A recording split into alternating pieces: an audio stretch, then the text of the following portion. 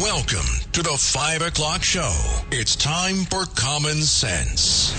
Now, it's Katz and Cosby with John Katzimatidis and Rita Cosby, standing for truth, justice, and the American way, bringing common sense to the world. Now, here's John Katzimatidis and Rita Cosby. The things we do for love. The things we do for love. Okay, who came up with that? That was Governor Patterson. And there's a reason why. You can explain it, Governor Patterson. What have you done for love? Well, it's just that in political campaigns, just like in relationships, people try to get their own way, and when they can't do it the right way, they do it the wrong way. And that's why I said the things we do for love. Okay, so Rita, you translate what Governor Patterson just said. Well, in English, the translation is, What happened in Pennsylvania today? Exactly. That's exactly right. Exactly. Lancaster, Pennsylvania, they found a whole bunch of fraudulent voter ballots. And what a surprise. They all had the same signature, the same ID. And it turns out there was this huge batch. It was like a bag sitting, and they literally found multiple. Needless to say, it's illegal. And it's the things you might do for love if you love a certain candidate. Yeah. Maybe you stretch the truth. 2,500 of these. And Rita, they didn't even do a kitchen table where you get four people and you keep passing it around. So yeah, the you're right. They should have done that. Is that the way it's done? I didn't know that. That's interesting, Governor. Read about that. He never knew that. Statute of limitations is run now. And by the way, speaking of not love, Glenn Youngkin in Virginia is fuming mad because today now it's a federal judge came down, as you know, Judge Weinberg, and said, you have to put these people who are self-admitted non-citizens back on the voter rolls in Virginia. You do that? She can get away with it. How do you do that? She can get away with it because she's a U.S. District Court judge until she's overturned by the circuit. And who nominated that judge? Oh, I think that was Obama. Must be a coincidence. Yeah, it just has to be a coincidence. What do you think, Ed Cox? Obviously. Come on. Could it be more transparent? Yeah.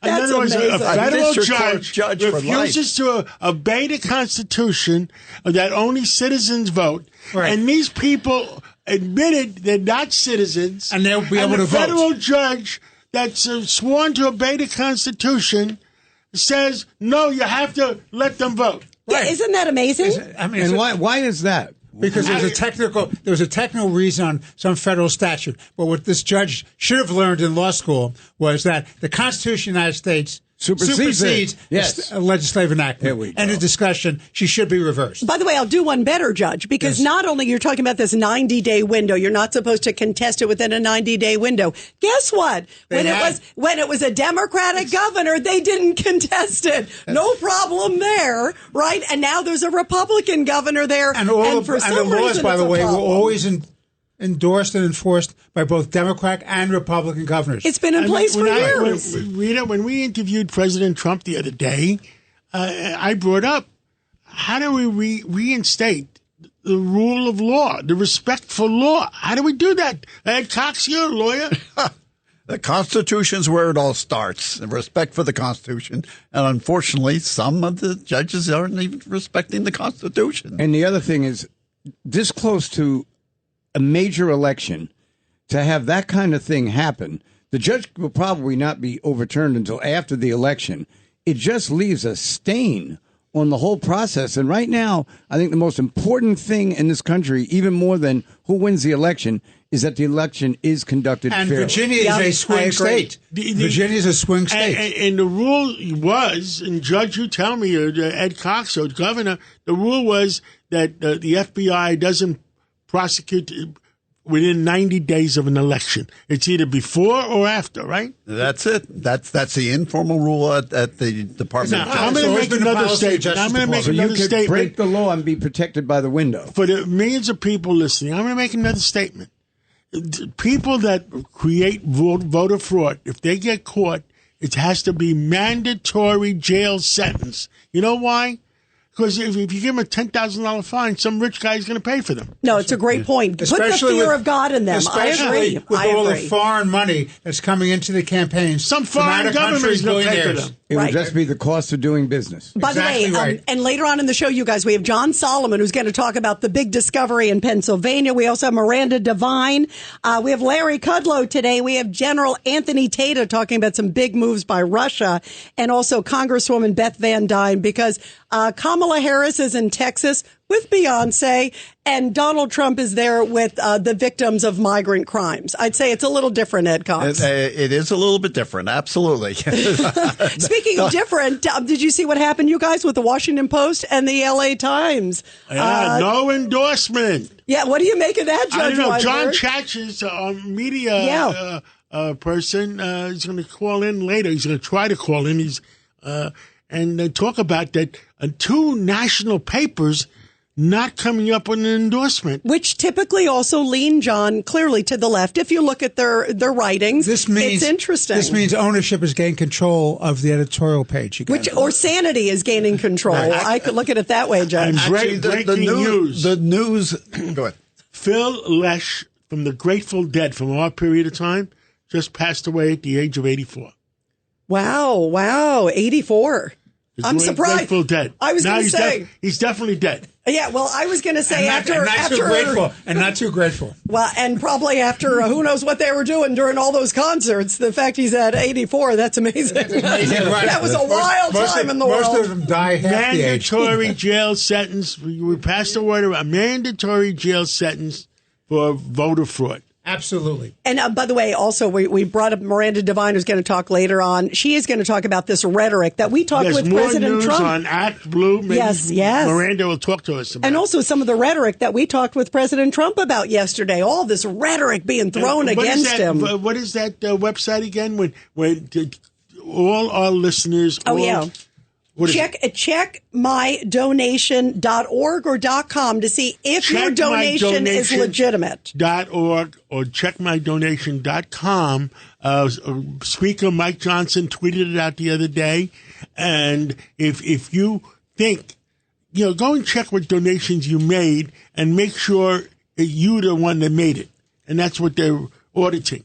Yeah, that it's legitimate. Because what the allegation is that Act Blue was using dormant people that haven't voted in years and feeding black donations through them.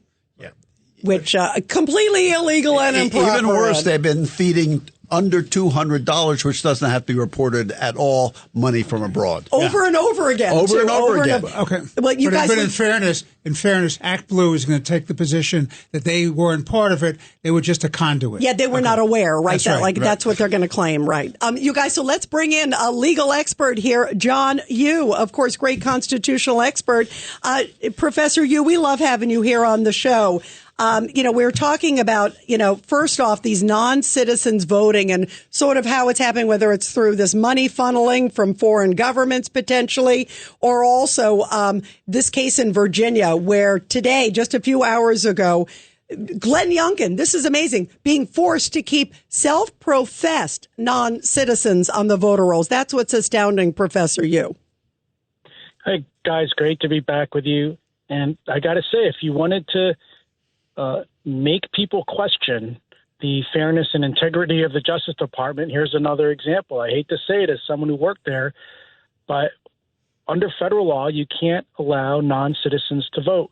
Why is the Justice Department using all these resources with just a few days before the election to force Virginia to let non-citizens vote? And it's not like Virginia's pursuing people. These are people, when they registered to vote, checked off a box that said they weren't citizens. So I can't see why Virginia is not allowed in 1,800 cases. There's only 1,800 cases out of 8 million people live in Virginia to make sure that those people don't vote because they told the government they weren't citizens. That's amazing. And you know what? We were talking also, Professor Yoo, I was watching Governor Glenn Youngkin earlier, and he was saying that even he's planning to obviously appeal to the circuit court. And then ultimately he said he'll go to the Supreme Court. But that probably won't happen till after the election, right? That it would even be heard, correct?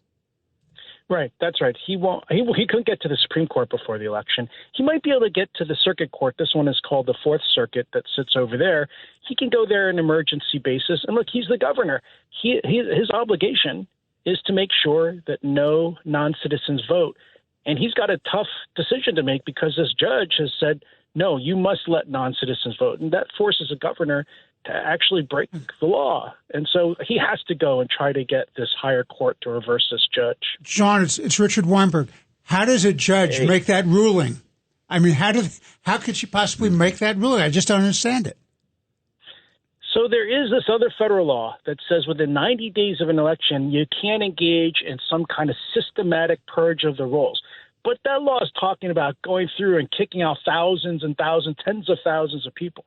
These are people who individually, there's no looking through the rolls for people. These are people who told the government that, right, they aren't citizens. So it's like, just the burden of proof is on them now.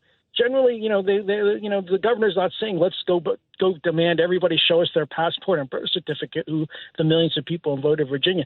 So I just think this is a trial judge who misread the law. But I really blame the Biden administration because this is just, I think, on their part, a publicity stunt that they're pulling within a week of the election to try to juice turnout in Virginia, get people riled up, when the real job of the Justice Department should be to keep people calm and fairly enforce the laws and not do it with any kind of partisan bent. Yeah, it just looks so bad. And also, correct me if I'm wrong, Professor John Yoo, that also they had the opportunity to go back and say, like, they not only were saying we're non-citizens, then they also, according to what I was seeing from Youngkin, they actually went back and said, I just want to confirm that you're non-citizens, and if this is incorrect, come back to us. They actually gave them an opportunity to fix it in case they made a mistake saying that they're non-citizens, and they didn't come back. So or they corrected it, whatever it is. These are the ones who still remain to be self-professed non-citizens. That is just incredible. Governor Patterson, you have a comment for Professor Yoo? Professor Yoo, I just have trouble accepting that the trial judge misread the law because the law is pretty clear. There's another law that's analogous, which you sort of eliminated in your conversation. Can you come up with any reason? Sometimes you lose a case, you may not like it, but you understand why you lost it. Can you come up with any reason why anyone should think that this is an acceptable outcome? I mean, if the trial judge says there's this law which says states are not allowed to purge their rolls of voters systematically, like go through all of them and try to find people who don't belong there within 3 months of the election. And so this did take place within 3 months of the election. But I think the judge misread it, what Virginia was doing here. Virginia wasn't going through and looking through all the voter rolls. All they were doing was saying, taking the ones that were already there. People. Yeah, these are 1,800 people who said they weren't citizens. So it was our mistake to let them register. It's Virginia's mistake, actually, to let them. They're correcting their own mistake. That's why I think this judge, the governor has a really good chance of reversal on appeal if he can get up there fast enough to the circuit court. Yep. And Professor Yoo, Judge Weinberg, there's lots of stuff on the Supreme Court. So all of a sudden, Kamala Harris, when she decides to become a little bit specific the other day, John, says that she thinks it's probably a good idea to study changing the composition of the Supreme Court. Maybe they'll add another 4 members of the court. Your thoughts on this packing of the court? Yeah, this is something that deeply worries me. That's more important in a way than who's up, who's down, how many points Harris or Trump are up. It's what effect are these people going to have on the longer-term future, on the deeper structures of our system that has led us to be such a successful country. And one of those is we don't mess around with the Supreme Court. It's had the same number of people since 1869, 9 justices, and we've always tried to say, okay, no matter who wins the elections, we're not going to try to tamper with the court and stuff it with more people, expand the size of the court to 15, which some people have proposed. And the reason they do that, of course, is that they don't like the results they're getting. Yeah, look, Republicans didn't do that when the Supreme Court upheld the gay marriage. Gay marriage, when 60% of the country was against gay marriage, the Republicans could have said exactly the same thing, but they didn't. They accepted the decision. And I think Democrats should do the same thing, too, because the longer harm to the Constitution and our political system is if we start adding more justices every time somebody loses a case. And we know that there was an attempt by President Roosevelt to do it years ago. He talked about it, and then they finally, muzzled him because it really would have been a bad place to go. Well, it was FDR's greatest defeat. He proposed expanding the court to 15 people because the court was blocking his first New Deal, and he went down to defeat. His own party voted against him. I wish people today if people really believe in, country over party, then people in the Democratic Party should be out there saying this is wrong too. Absolutely. Professor John Yoo, thank you very much. Thank you. We really appreciate it. And we got a little music intro here. The stars at night are big and bright, deep in the heart of I love that song. I do, Let's too. go down to Texas, see what's going on. I love going down to Texas, and let's bring in the great Texas Congresswoman, Beth Van Dyne. You make us happy because we love to play that music, especially on a Friday, Congresswoman. I love it. It's a great way to start our weekend. Yeah, and unfortunately, it's been interesting to see what's happened in the last 24 hours. You know this better than anyone, Texas Congresswoman. Today, right as we speak, President Trump is in Austin, Texas, and he just did a big press conference with victims of migrant crime. And juxtapose that with Kamala Harris, who's going to be there talking about women's rights, and she's with Beyonce. I mean, it's like two different worlds, Congresswoman. And let's be clear. She's not talking about women's rights. Let's be clear. She's talking about abortion. Yeah. By the way, to do one better, did you see also that this comes, and I bring that up, and I say that with a little bit of tongue in cheek because you're correct. Yeah. Did you see sadly what happened in Houston? This horrible case where Texas officials, you probably saw it, is making headlines all over the place. They busted at 9 different, it looks like, establishments, bars. They found like a secret room, these secret rooms with these horrible things that were happening to women and kids, sex trafficking, all victims of human trafficking that they believe they were brought across the border. And to your point, nothing from Kamala Harris's team about this, who self-professed to be, quote, women's rights. Well, and is she going to apologize to a woman that was murdered, Jocelyn Nungary's family, because she was murdered by the Venezuelan gang who were allowed into her country illegally, that were caught and released into her country because of her policies? Is she going down there to Houston where this happened and apologizing to her family? Of course not. Yeah, absolutely. One of the other things, too, also, Congresswoman, is what's been going on there in Mexico. You probably heard this, that it's being reported that Mexico has this deal that, Ed, we were talking about a while ago, with the Mexican government essentially holding all these massive caravans. In other words, don't come now. Don't wait, hold out, because as soon as if Kamala wins, then we can bring you across, but we don't want to have you being registered as crossing the border now because it doesn't look good politically. I mean, this is like, talk about gaming the system. Well, this is all political theater. And I love now how she's taking credit for, Operation Lone Star. She's bragging that, we've had a 50% drop in illegal crossings. Yeah, of course you have, because Texas has stepped up and they're like, enough is enough. If the federal government isn't going to protect our state, we're going to do it. I know we already pay federal dollars into the system to be able to take care of it, but we're going to have to spend another $6.5 billion of state money to be able to protect our borders. That's the reason why you've seen a decrease in crossings, not because of anything that this administration is doing.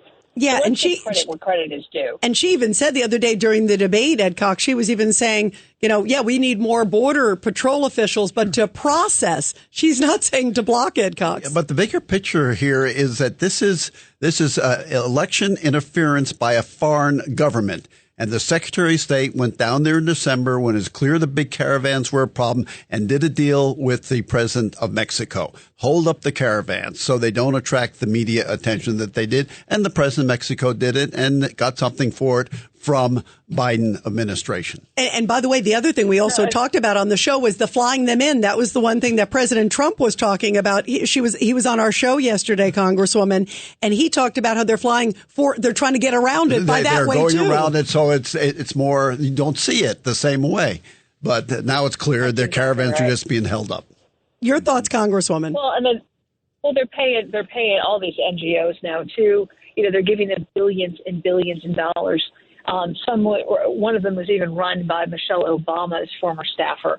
I mean, in billions of dollars. And what they're doing is they're giving folks, as soon as they come over the border, they're giving them cash cards, they're giving them free phones, they're giving them plane tickets. This is all taxpayer dollars.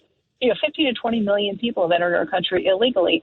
This is a problem. The rest of the world has seen this as a problem. And now, she fought that border wall that Trump was trying to build, fought it tooth and nail. And now during her pathetic town hall on CNN the other night, she was claiming that, how much of that wall was really built? And it's a failure because it wasn't built. It would have been built had the Democrats in the Senate not done everything they could to stop it every day. So it could have been built. Those are the policies that would have worked. And now she's acting as if, it's not her fault that didn't happen. It's somehow Trump's the Democrats, Congresswoman, on the table. The Democrats in the House and Senate blocked it. He wanted to do it, and they stopped him.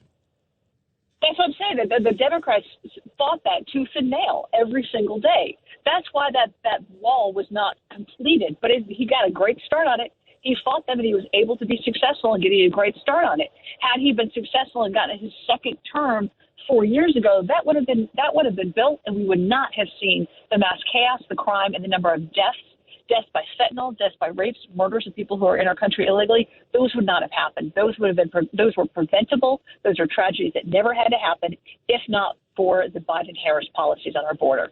And now we've got an opportunity to be able to reverse that and put those policies back on the table. And God bless, I cannot wait until November 5th. And the country shows this administration and the Democrat Party what they think and what's important to them. And it's border security, it's national security, it's immigration, it's crime in our districts, and it's cost of living. That's another issue that we've got to talk about, that Harris is pathetic, God has no solutions. And the only thing this woman has been able to do is talk about how bad, Orange Man is. Do you have solutions? If you do, talk about them. And my number one, why don't you implement them? And my number one thing, they never opened up the Suez Canal. It's been closed, and the Red Sea has been closed for 6 months. Oil would be $10 or $15 a barrel cheaper if they opened up the Suez Canal. Let's face it, they demonize the industry. They demonize the entire American energy industry. And then it's not as if we are not seeing demand increasing. Texas is the number one consumer of energy, but it's also the number one producer. So we've seen it firsthand. And by the way, I'm in Seguin, Texas right now. I'm just leaving a rally supporting my friend and colleague, Monica De La Cruz. And I have never seen so much energy from a group in my life. We understand what's at stake in Texas. We get it. And making sure that we've got American independence on energy, that we are able to actually fight back some of our adversaries in other nations by having that American energy, and seeing what it does to cut down inflation when it's actually affordable. Those are the policies that are on the table right now. Republicans were able to pass out of the House our H.R. 1, which is our energy bill. We've got the solutions. We just have to have an opportunity to implement them, and we have to have a president in the White House who is willing to sign them. Yeah, absolutely. Congresswoman Beth Van Dyne, thank you. We love you. We appreciate your caring about this country. Texas. We do. Maybe we'll play a little music on the way out. That's how much we love you, Congresswoman. I love it. Are big and bright, deep in the heart of Texas. Let's go to that break. A common sense recap of the day's biggest stories. It's John Catsimatidis and Rita Cosby. Cats and Cosby on 77 WABC. Well, we are back, and now with us today, it's Friday. Larry Kudlow is with us, the country's number one economist. Larry, the markets are going up, the interest rates are going up. What's going on? Well, actually, the markets had a lousy week. The Dow was off 1,100 points. The S&P was down 57. The big winner seems to be gold. Gold is now $2,745. And people are buying it. Gold is doing very well. People are buying it. But I want to say, John, a lot of excitement. There's an election in a short period of time, and I want to give you my theme. The liberals are running for the hills. Listen to this. The Washington Post, liberal Washington Post, did not endorse. They did not endorse Kamala. They were with Biden 4 years ago. Jeff Bezos, the owner, wouldn't let them endorse. Wait a second. The L.A. Times, liberal L.A. Times, wouldn't endorse. They were for Biden 4 years ago. Here's the best one. The Minnesota Star Tribune, that's the hometown paper for Governor Walz, the vice presidential candidate, they wouldn't endorse. My God, Biden what does that mean? Is the handwriting on the wall? The handwriting is starting to come right on the wall. I love that biblical metaphor. And the New York Post here, it's the fourth largest daily paper in the country, had the most wonderful, broad approval, endorsement of Donald Trump. Huge. New York Post. People can look at it and talk about it. And here's the other stuff that's so cool. The liberal Goldman Sachs economics department, which was flirting, we're better, Kamala's plan is better than Trump. They said, no, it's not. We never said that. We didn't believe that. They're running for the hills. Jamie Dimon was flirting with Kamala. No, I'm not going to be your treasury secretary. I'm not going to the government. Wall Street is running for the hills. And here's the final one. Trump's popularity, his favorable ratings in the Gallup poll and the Wall Street Journal poll are now 50 plus. 50 plus. First time ever. Favorables he's ever had. Right. First time ever. So I would just say it's cool to vote for Trump, and I say Trump is cool. Look at these numbers. Now, go ahead, you left one out. How about those Midwestern senators who are up for re-election who are hugging Trump now? Yeah, right. They're pushing Hitler aside, and they're hugging Trump in their ads. Yeah, exactly. They don't care about Hitler. They're for Trump. Larry, that's the line of the day. It really is. I'm telling you, the libs, Rita, they're in their Bentleys running for the hills. They're in their motorcycles running for the hills. Larry. They're in their Citibank bikes running for the hills. They can't get away fast enough. When I was on Bartiromo's show the other day, he says to me, how's the economy in the future? I said, well, wait till November 6th. Ask me on November 6th, because if Trump is president, oil is going to be $50, $55 a barrel, back to $2 a gallon. Or if Kamala is president, oil will be $4 or $5 a gallon and $90 a barrel. So, yes, I mean, we have to wait till November 6th. I mean, it is true. Polls are not votes. I understand that. So maybe I curb my enthusiasm. But it really seems very clear that, from the Al Smith dinner to all the barber shops he's visited, to put more salt on the McDonald's fries, he's got the momentum. He is the cool guy in the race right now. And the voters don't want another Biden-Harris term. That's just what it looks like. I know polls are not votes. But when you look at momentum swings, right now it's swinging to Trump. There's just no two ways about it. We agree 100%. Anything else you want to tell the American people? No, John, I love your all forecast, but it'll go to 35 to 40 under Trump. I hope so. Well, Larry Kudlow, 10 o'clock tomorrow, 10 to 1, the number one show on WABC on Saturdays. And what are you going to talk about tomorrow? Well, we got good politics, but we also have a lot of economics. John Carney of Breitbart and Steve Forbes. We also got a couple of senators. There's a hot race going on.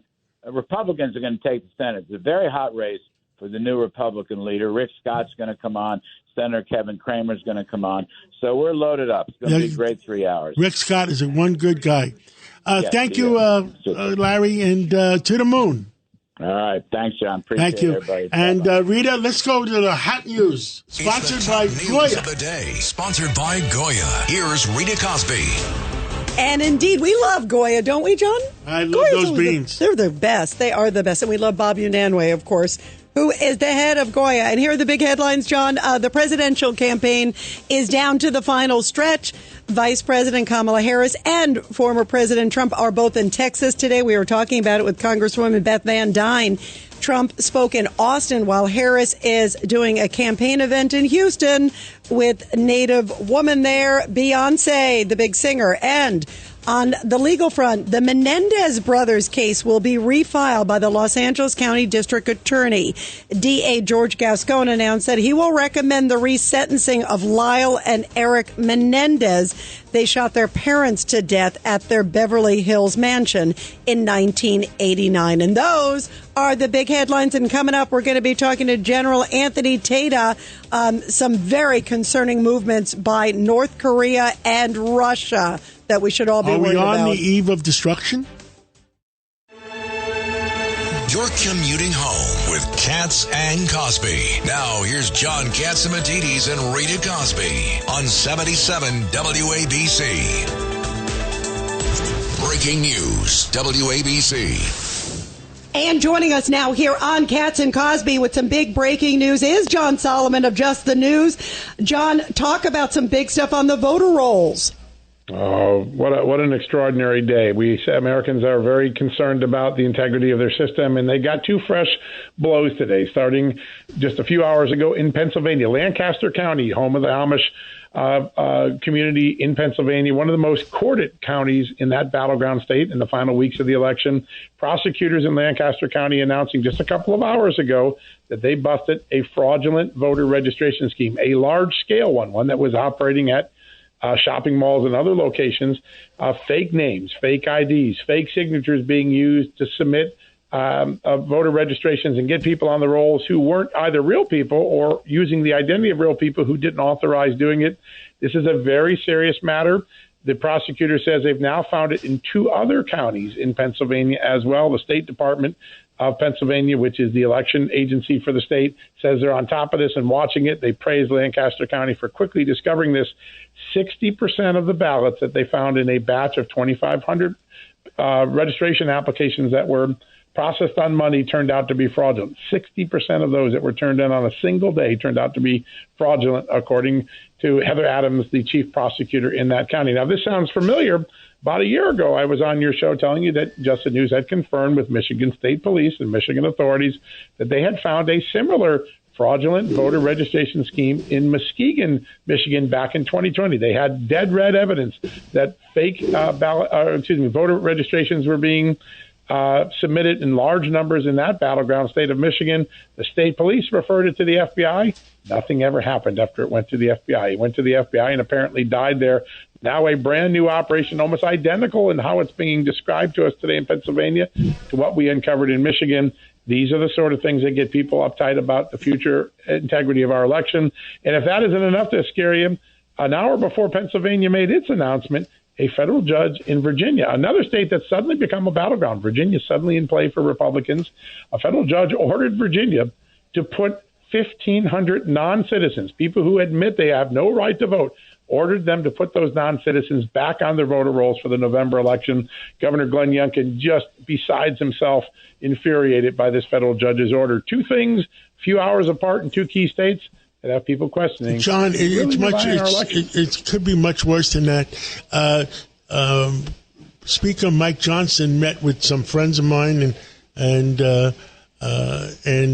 he put out a tweet the other day on a new website that's available. How does the website go, Rita? Yeah, we have to look it up again, but I remember, you're right, it's about all the different ones that are going on. This was just a news story that Mike Johnson was reacting to. So yes.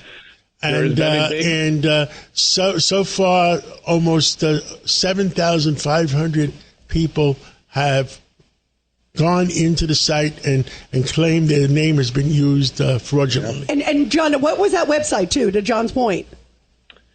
CheckMyDonation.com. CheckMyDonation.com. It could be CheckMyDonation.com or .org. Both Either work. one will work, but make sure it's CheckMyDonation singular. Yeah. Yeah, great. So, I mean, wow. The American people deserve the honest truth. One American, one vote.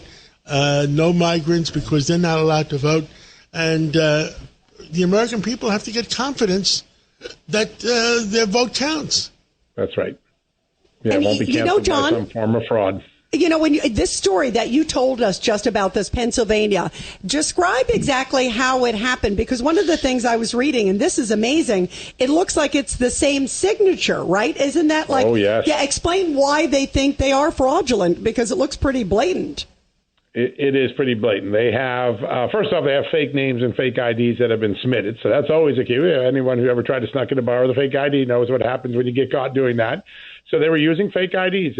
Sometimes it was the exact same handwriting on 50 or 60 applications in a row, according to the prosecutors.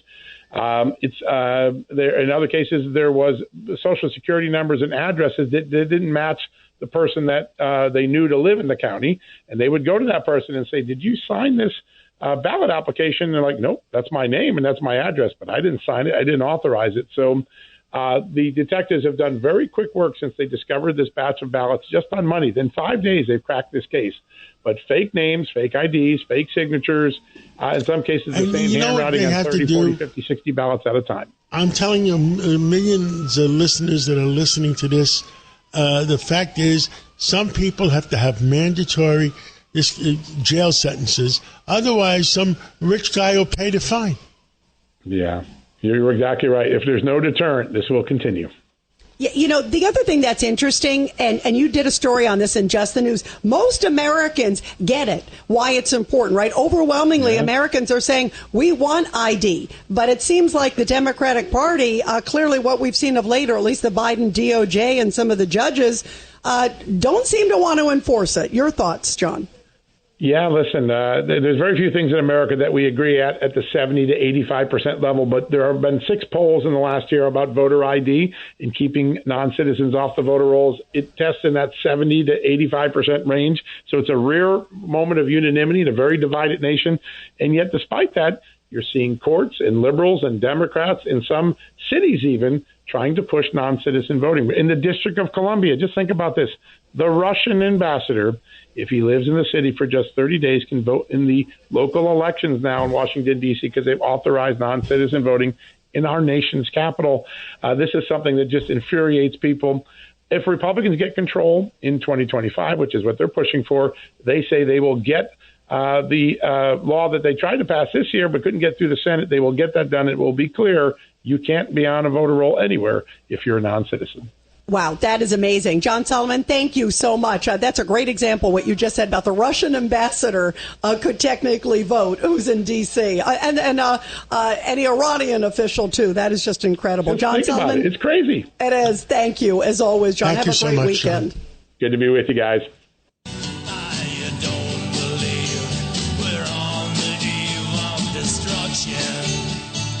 So are we on the eve of destruction? Well, so much is happening. And now North Korea, these troops are going to be helping Russia in the war of Ukraine. There's so much stuff. They're also Russia helping the Houthis. All about this is Brigadier General retired Anthony Tata of the U.S. Army. He also has a brand new book out. It is called The Phalanx Code.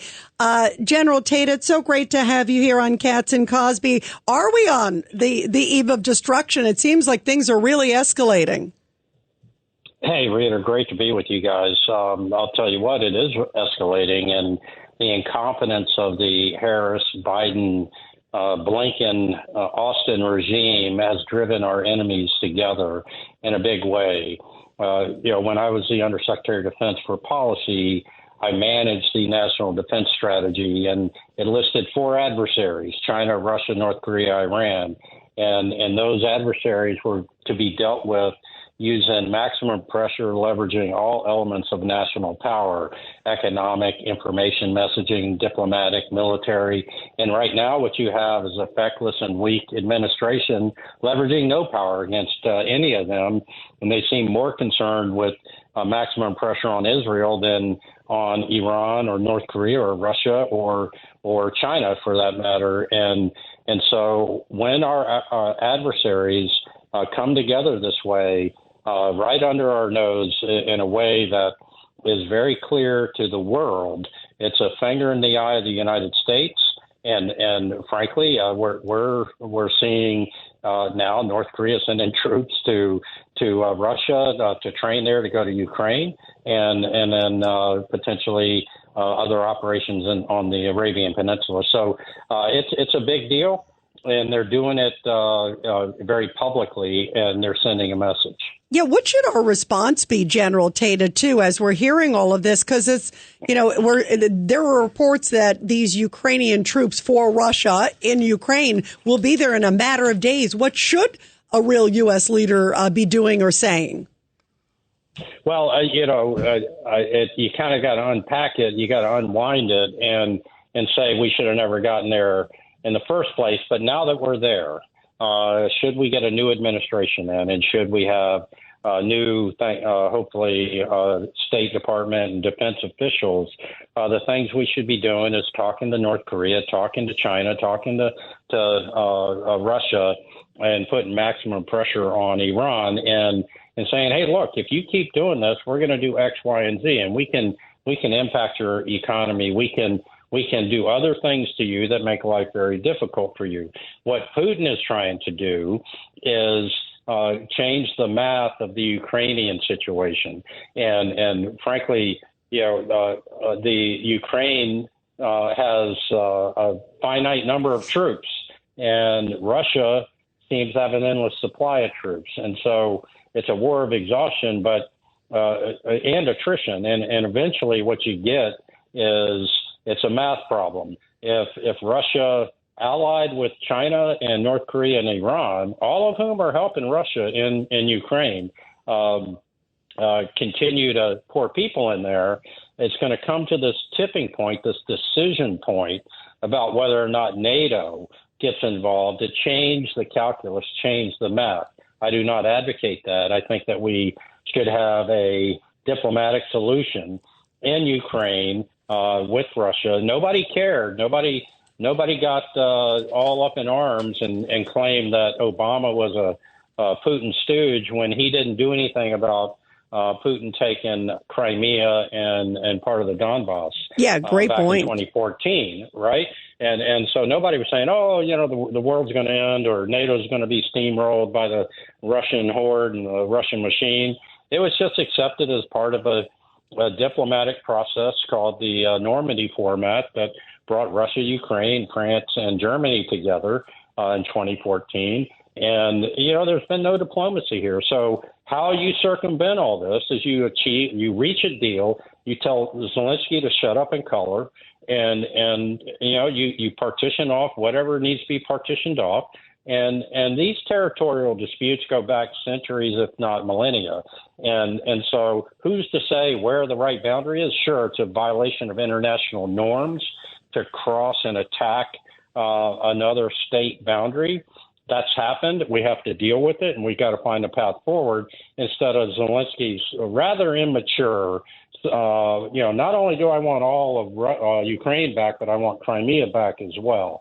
And he knows he can't do that. And what he's trying to do is get NATO on the ground there and create, frankly, World War III, because it would be, Russia, Iran, North Korea, China against NATO and other Western nations, and it would be. And one thing goes wrong, then you have World War III.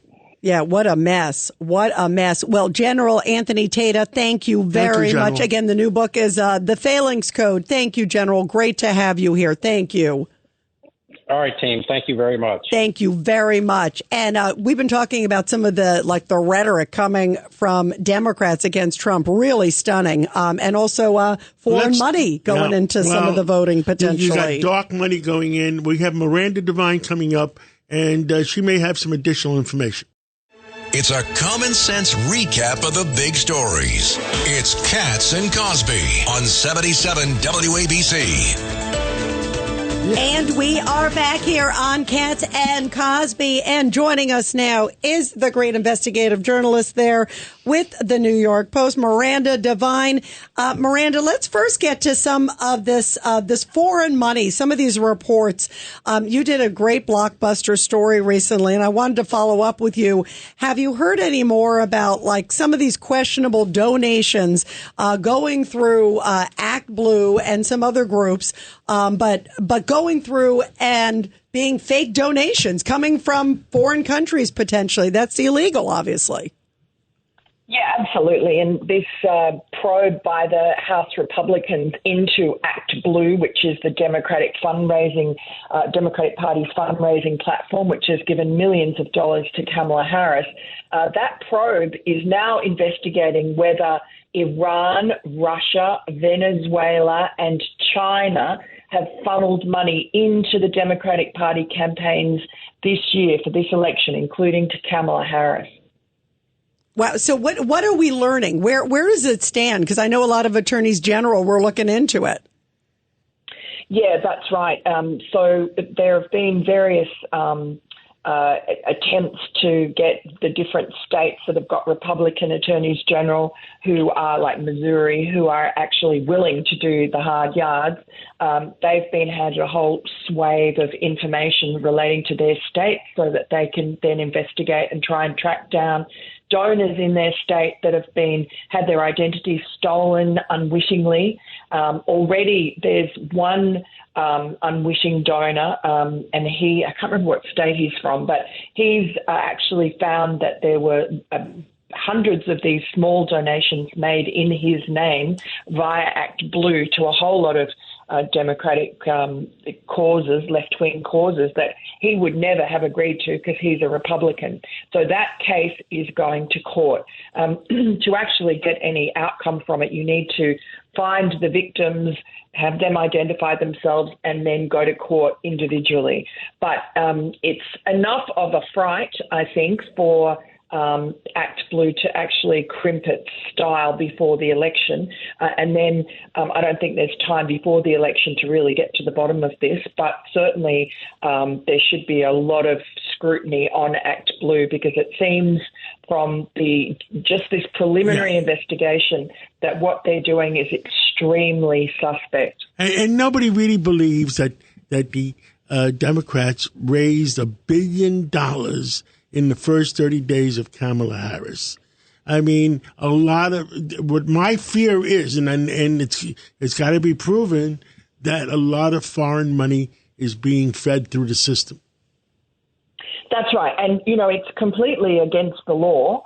But this is the way the Act Blue process is. This scheme that we've got the outlines of from this investigation is that they're bypassing the federal election donations laws by taking this money and then splitting it up into tiny amounts and then funneling them through these small donors. $199 each, because if it's less than 200, you don't have to report names or anything.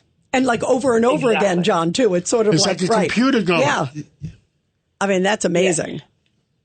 And they found them through this brilliant sort of using AI, just looking at huge parcels of information from the Federal Election Commission of donors and just isolating all these numbers of incidents where people are either, elderly people who have made a lot of these small donations, people who've donated way more than than their income would allow them to, all these anomalies, and then you do a deep dive on them and you find that they're suspect, that these donors don't know what's been happening. Wow. Miranda Devine. Judge Weinberg. Miranda, I want to talk to you about the column you just had about calling Trump a fascist, and it seems to me the politics of desperation by the Democrats. What are your thoughts on that? Look, it's really outrageous. It is a politics of desperation. You're absolutely right. But the Democratic Party would sink so low when there have been at least two assassination attempts, serious ones, on Donald Trump. Of course, if you are going to call Donald Trump Hitler, there will be people who think that it's their moral duty to kill Hitler. If you go back, if people could go back in time travel through history to assassinate the real Adolf Hitler, most people would say they would do it because you would save the lives of 6 million Jews and the untold millions who were killed in the Second World War. And so if the leader of the Democratic Party and all the people who are in senior positions in that party are rallying around and calling Donald Trump Hitler, then there is going to be somebody who answers that call. They are inciting another assassination attempt. It is vile. And Hillary Clinton, there she was on CNN claiming that Donald Trump having a rally at Madison Square Garden is somehow a repeat of the Nuremberg rally, that because he's Hitler. I couldn't believe that one. Yeah, it is amazing to see all this, and like you just said, like Hillary Clinton, a whole bunch of people are using that like it's and at a time where there are, like you just talked about, all these attempts against Trump. By the way, I don't know if you saw this, but this just came in too also, Miranda, that these Chinese hackers are also trying to break into the cell phones of former President Trump, and also J.D. Vance. So he's dealing with the rhetoric, he's dealing with the Iranians, and now he's dealing with also the Chinese. I mean, this is scary stuff. It really is. And you can see the meltdown going on just over the fact that the Washington Post and the Los Angeles Times have decided that they're not endorsing anyone in this election. Presumably it's because they just can't in good faith endorse Kamala Harris because she is really a disaster. She's turned out to be the dud candidate of all candidates. The post-mortem, if they lose, as the polls seem to show that they will, unless there's some real funny business, the post-mortem from the Democrats is going to be wild because you can see them already sort of playing the blame game. You can just see the outlines of it. Are they going to blame Kamala Harris? Are they going to blame Joe Biden for not stepping down earlier? Are they going to blame black men, as Obama is doing? Are they going to blame men in general? We're a sexist country. How dare we? I resemble that, Are we all Nazis? Wait, yeah. Governor Patterson has something to say about the black men part. They better not blame me if they lose. I've been trying to tell them how to win the whole damn election. And should we blame Governor Patterson? What do you think? Absolutely. It's all his fault. Everything. His fault. Although he has a great tie on today, Miranda, so we got to let it slide. Ed Cox, go ahead. Yeah, look, it's not just desperation, but they're out of arguments. How do you write editorials when you don't really have an argument for Harris to make? Time said it. She's a patriot. What I got to say is the people that are making those kind of remarks, they're the racists because they believe that the people they're addressing are so stupid that they're gonna believe it. Yeah, it is. It's crazy. Miranda, final thoughts real quick. You're absolutely right. I think the entire premise of this Democratic presidential campaign is that they don't have any new policies. She's not willing to say that they made a big mistake with the economy and with the illegal migration. She's just going to double down and do more of the same. The American people don't want that. So all they have left is demonizing Donald Trump. And look, he's already been demonized for 9 years, and it's just not working. And let's hope that after the election, everyone can come together, whoever wins, and just be united for once. We were promised being united by Joe Biden. He was very divisive.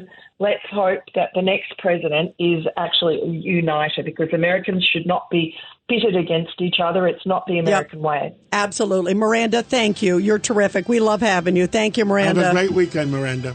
Thank you. And guys, what do we all stand for? Truth, justice, and the American way. God bless America.